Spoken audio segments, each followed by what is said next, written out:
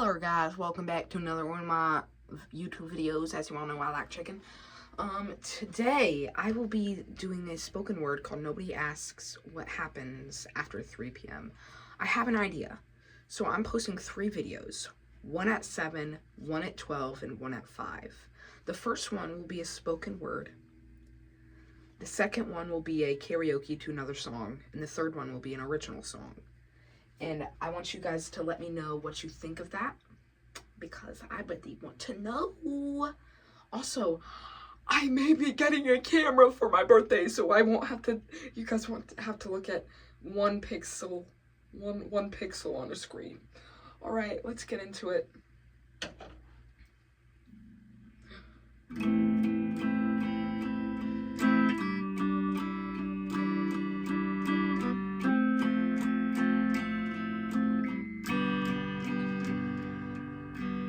Nobody asks what happens after the bell rings, after the backpacks get zipped and the chairs scrape the floor and everyone files out into the parking lot, into the carpool line, into the rest of their lives. Nobody asks what the rest of their lives actually look like, because school ends at 3 p.m. But for some of us, the day doesn't get easier at 3 p.m. For some of us, 3 p.m. is just when the other thing starts. Now, there is this girl in my class who does her homework out in the hallway before school even starts, because home is too loud to think. And it's not loud like a party. It's loud like 2 people who stopped loving each other, but forgot to stop living together.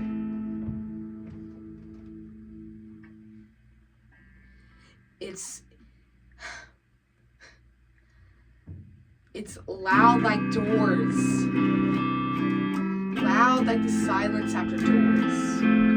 Loud like a sister crying in the next room, not knowing if you should go in, or if going in will make it worse. She gets straight A's. Did you know that? She gets straight A's. She volunteers for everything, and she smiles at every teacher, and she is the first one to ask if you're okay. And nobody, not one person, has ever thought to ask if she is okay, because she looks fine. She has gotten very good at fine. And there is a boy in my grade who gets called names in the hallway every single day, not behind his back, to his face. Laughs it off. He just laughs it off, because the alternative is letting them see that it landed. And if they see it landed, they will throw it again. They will throw it even harder.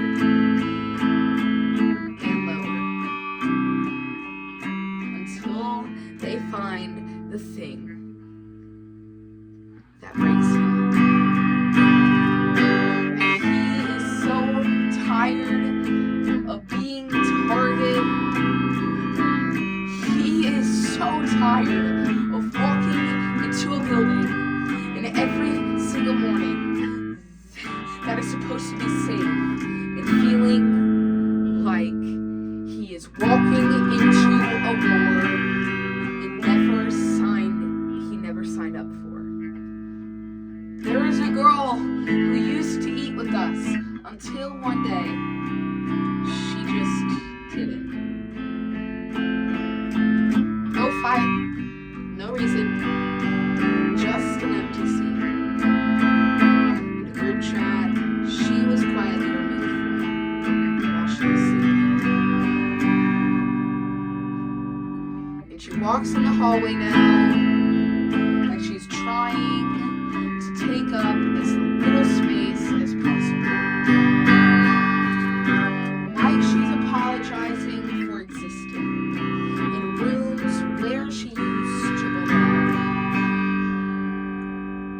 she eats lunch, looking at her phone, so it looks like she chose this. She did not choose this. We talk a lot about what teenagers are doing wrong. We talk about the phones, we talk about the grades, we talk about the attitudes, the eye rolls, and the slam doors, but nobody talks about what taught them to slam doors. Nobody talks about what it does to a kid to grow up in a house where love is conditional, where you spend so much energy trying to figure out which version of your parent is coming home tonight, that you forget to just be a kid. And then you go to school, the place that's supposed to be the escape, and it isn't. It isn't the escape.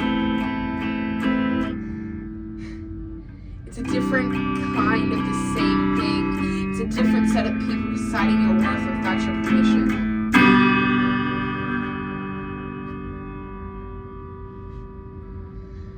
There are teachers who see it. There are teachers who pull you aside and ask if you are okay. Like they actually want to know. And those teachers are the reason some kids make it through. But there are also teachers who call on the kid who doesn't know the answer in front of everyone, who makes an example out of someone who is already barely holding on. There are grades that feel like verdicts. There are report cards that feel like sentences. There are parents who see a C and don't see the kid who stayed up till 2 a.m. trying.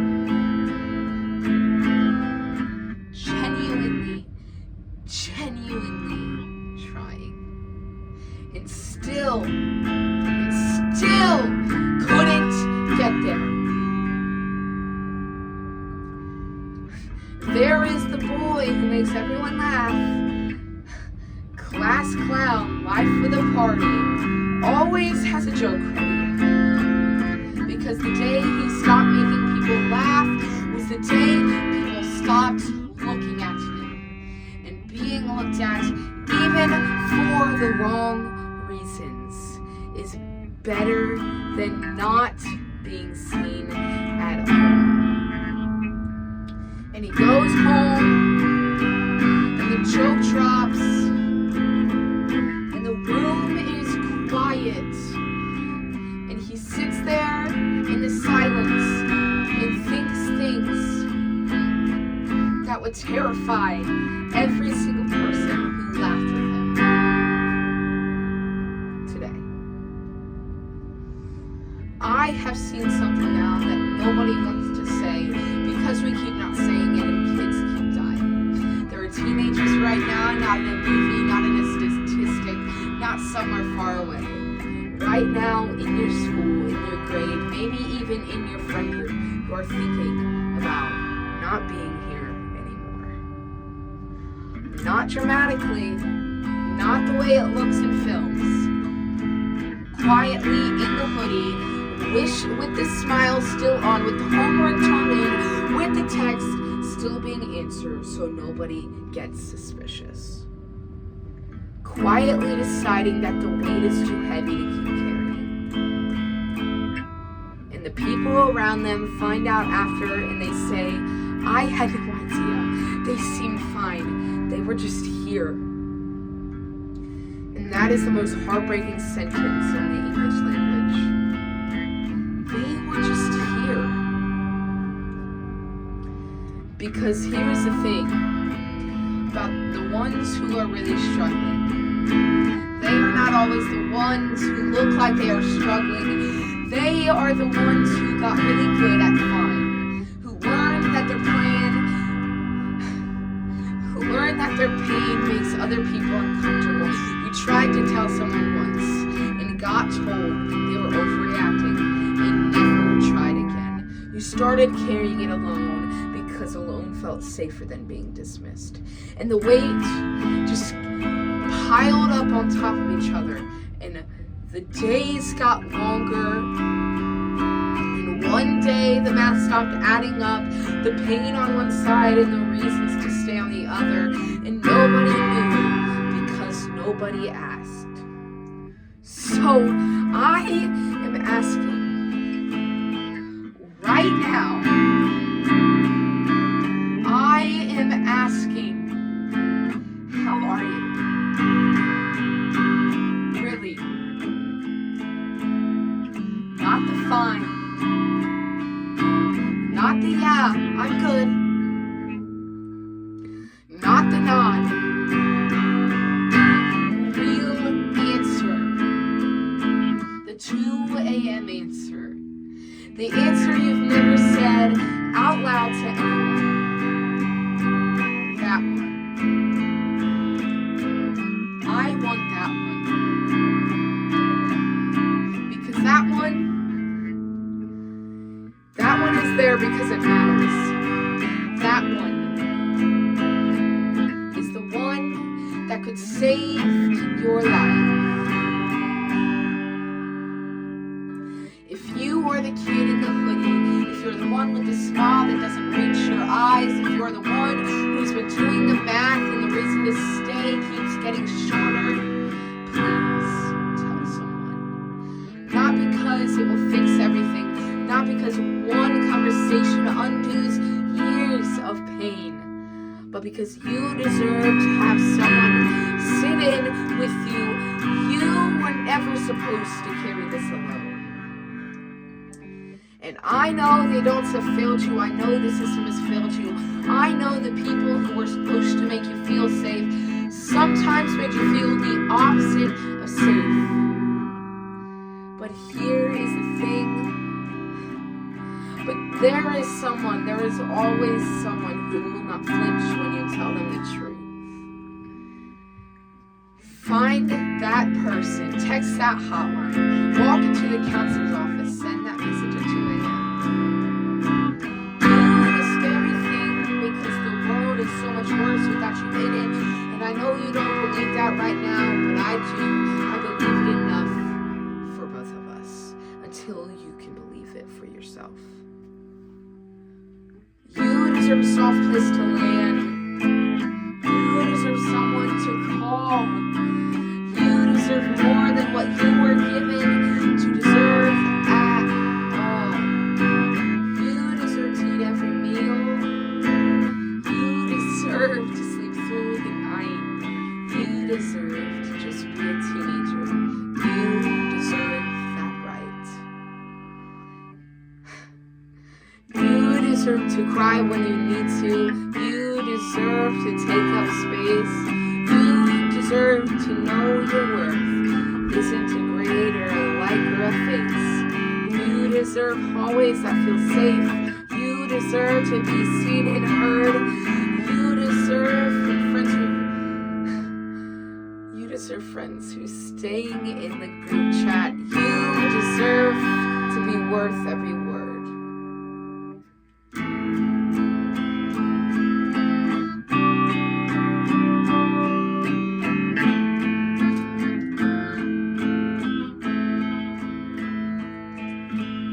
I know you don't have it yet, but I need you to know you deserve it. You have always deserved it, so tell someone.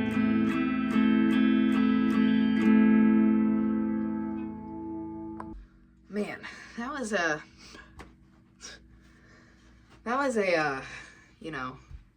I think that was the best one I've wrote so far.